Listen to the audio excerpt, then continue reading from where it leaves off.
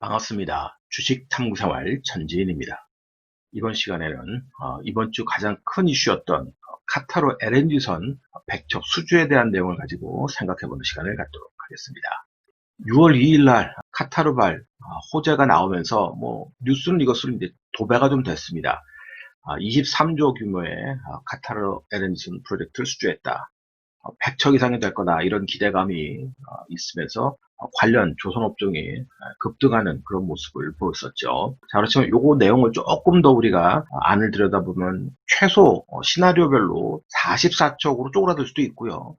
최대는 이제 100척이지만 104척까지도 늘 수 있다, 이렇게 생각을 하고 있습니다. 시장은요. 이렇게 예상 시나리오 편차가 큰 이유는 2004년도에 카타르가 이 도크를 90척 계약하면서 이번에도 이제 100척 계약한 거죠.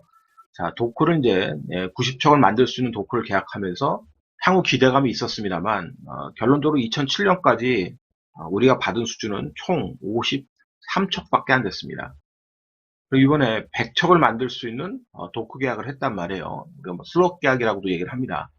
그 슬롯 계약을 했는데 앞으로 과연 이것을 다 이행할지 안 할지는 카타르 마음이지 우리 마음이 아니지 않습니까?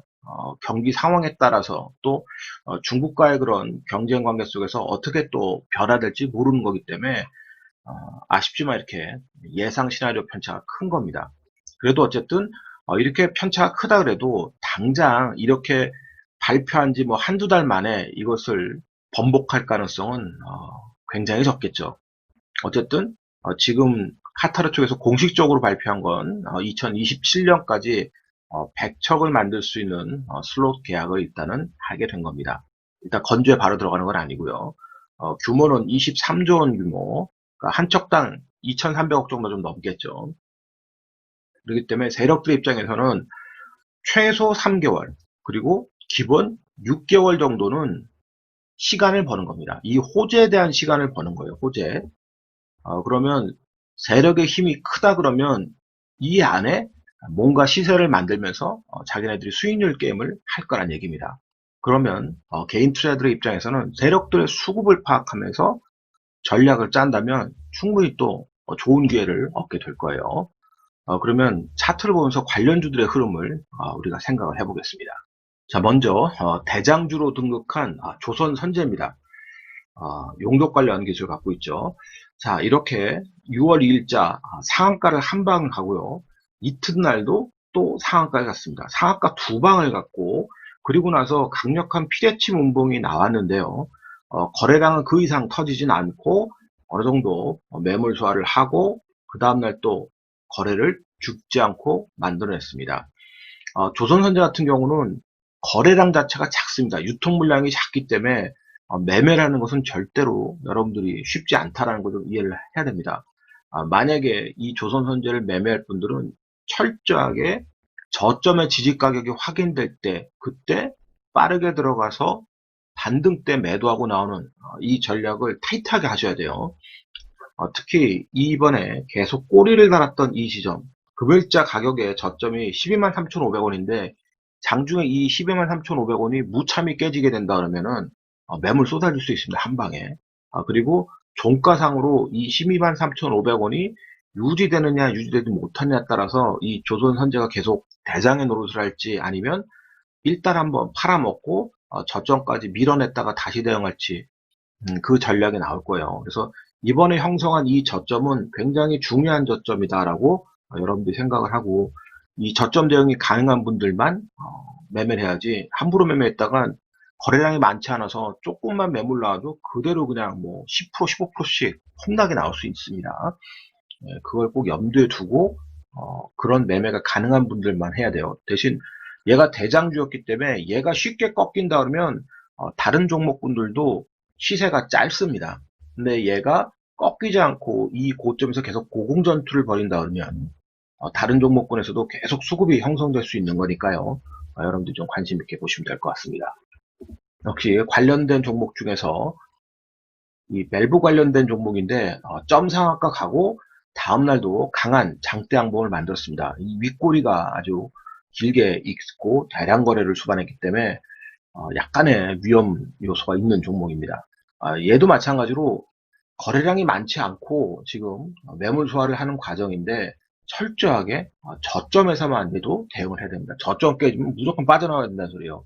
그 이유는 역시 저가주기 때문에 언제든지 세력이 빨리 팔아먹고 튈 수가 있습니다. 먹튀할 수 있다는 소리입니다. 세력들 입장에서. 큰 세력들이 들어왔다고 보지는 않는 거예요. 저가주니까.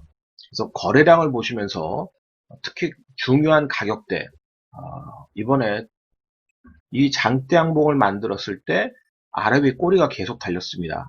이 꼬리 부분을 훼손하는지를 잘 보세요. 이 꼬리가 훼손되면 종가상으로 훼손되거나 장중훼손이 가각이 일어난다 그러면 얘는 금방 시세가 또 원위치로 돌릴 가능성이 많이 있는 종목입니다. 약하다는 소리죠. 그러면 여러분들 그나마 이 조선업종에 호재 가지고 매매하기 좋은 종목은 역시 대장주급으로 대형주의 이제 대장주급이라고 보셔야 되는 거죠. 네, 움직였던 삼성중공업입니다. 이렇게 그 시가총액이 4조짜리입니다.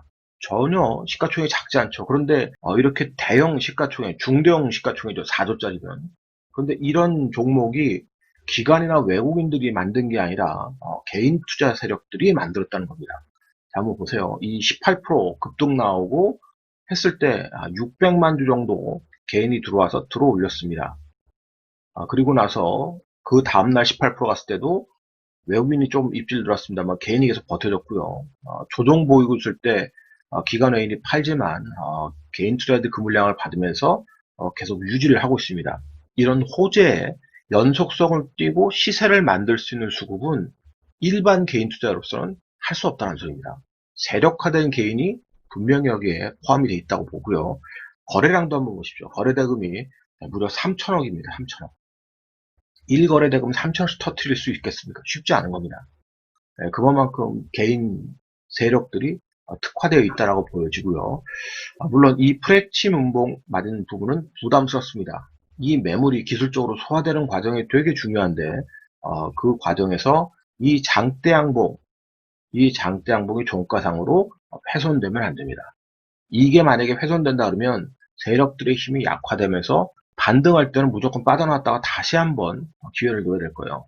그러나 이번 호재, 조선업종이 그동안 죽어 있다가 조선업종이 기다렸던 대형 호재인데 이 호재가 좀 전에 설명을 드렸듯이 바로 뭐 1, 2개월 만에 저것이 번복될 가능성 거의 없다고 봤죠. 최소 3개월 그리고 기본 6개월 정도는 저 재료가 계속해서 시장에 남아있다는 소리입니다. 그러면 그런 기대감을 가지고 계속 재료를 재탕, 삼탕 해내면서 세력들은 뭔가 원익게임을 계속 벌이려고 할 거란 소리예요. 여기에 지금 수급들이 많이 또 붙어와 있기 때문에 기관과 외국인의 매도 물량이 나온다 해도 그 물량을 받아내면서 계속 고공전투를 얼마든지 벌일 수 있다는 소리입니다. 다만 그런 고공전투를 벌일 때 우리가 세력들의 의도를 파악을 해야 되지 않겠습니까? 특히 이렇게 시가총액이 4조 원짜리 이런 대형 종목군을 기관과 외인의 매도세에 서 밀려가지고 힘을 못 쓴다 그러면 금방 원위치로 돌아올 수 있습니다. 그만큼 변동성이 커진다는 소리죠. 그런데 이 세력의 힘의 세기를 우리가 계속 가늠을 해보려면 세력들은 이 장대양봉을 시초가, 뭐 저가가 살짝 있습니다만 종가상으로 이 시초가인 6,180원짜리를 깨지 않으려고 부단히 노력할 겁니다. 이게 깨지면 물량 쏟아질 수 있기 때문에 그래요. 대기 물량들이 들어오는 게 아니라 물량이 오히려 쏟아질 가능성이 있기 때문에 세력들도 이 연장 파동을 계속 이어가서 앞전에 이런 매물대들을 장악하면 추세를 계속 완성하게 되겠죠. 그리고 거래량을 한번 보시면 정말 어디에도 없던 거래량이 지금 다 터지고 있다는 소리입니다. 네, 그만큼 수급이 지금 들어와서 머니게임을 펼치려고 하고 있기 때문에 트레이딩이 가능한 분들은 역시 얘네들이 수렴 과정을 통해서 다시 확산 과정을 나가는 그 순간 그걸 노리면서 매매 타이밍을 잡으면 분명히 이번 재료 가지고 기회를 만들 수 있을 겁니다.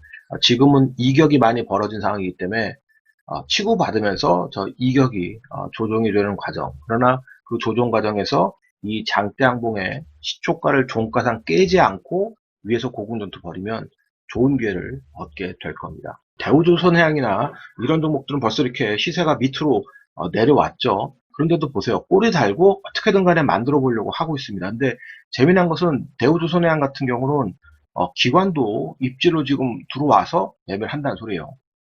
삼성과는 좀 다르죠. 자, 과거 현대중공업, 한국조선해양도 보면 지금 기관하고 외국인들이 입질로 매수하면서 뭔가 좀 시세에 동참을 하려고 하고 있습니다. 자, 이런 과정이기 때문에 저 삼성중공업에 들어와 있는 막강한 개인 세력들이 한 번에 턴 게 아니라 계속 머니게임을 펼칠 가능성이 얼마든지 있습니다. 특히 시장의 테마가 형성할 때는 나중에 우리가 손실분을 하니 있더라도 대장주 위주로 매매를 해야 되는 것이 훨씬 유리하다고 자꾸 설명을 드렸는데요. 지금도 그것은 테마주들에선 마찬가지입니다.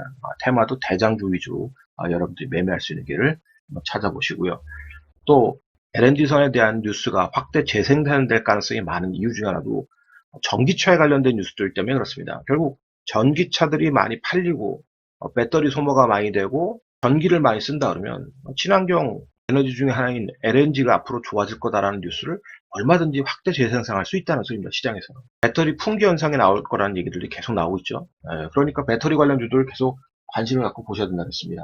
그리고 이번에 이것과 연관돼서 같이 움직였던 철강주 쪽에서는 동국제강이 가장 대장주의 흐름을 보여주고 있습니다. 아주 뭐 강하게 지금 시세를 만들어내고 있는데 수급도 엄청납니다. 2200억씩 거래가 되고 있어요. 6천억짜리 회사인데 엄청나게 지금 계속해서 물려있다가 이번에 한 방에 엄청난 대량 거래를 터뜨리면서 지금 올라왔습니다. 눌림목 조정 과정이 나오게 되겠죠. 그러나 마찬가지입니다. 얘도 이 가파른 추세가 이격 과정에서 눌림목이 유지가 되고 강하려면 어떻게 되겠습니까? 이번 상승의 흐름에서 대량 거래를 터뜨린 장대양봉을 시초가를 종가상으로 안 깨려고 하는 노력들이 계속 나와줘야 되는 겁니다. 장중에는 살짝 깨더라도 다시 또 붙이고 하면서 이격 조정이 자연스럽게 나오면 추가 상승이 또 강하게 나올 거고요. 눌림목이 깊어진다 그러면 그만큼 얘네들은 매매하는 게 조금 더 리스크 관리를 하면서 매매를 해야 된다는 소리겠죠. 그래서 이번 조선업종과 관련된 종목들로 매매를 하기 좋은 것은 역시 뉴스를 계속 확대 재생산할 수 있는 쪽, 기본적으로 조선업종의 대장주, 그리고 배터리 관련된 업종은 LG화학이라든지 삼성 SDI 계속 좋은 흐름을 가지고 있습니다. 그것과 같이 역시 전고체 배터리 관련주들 같이 보시면서 기회를 노려보시면 좋을 것 같습니다. 오늘자 한 줄 요약. 조선업종의 단비가 내렸다. 이 영상이 도움이 되셨다면 좋아요, 구독하기 부탁드리고요. 저는 다음 시간에 또 뵙도록 하겠습니다. 고맙습니다. 전진이었습니다.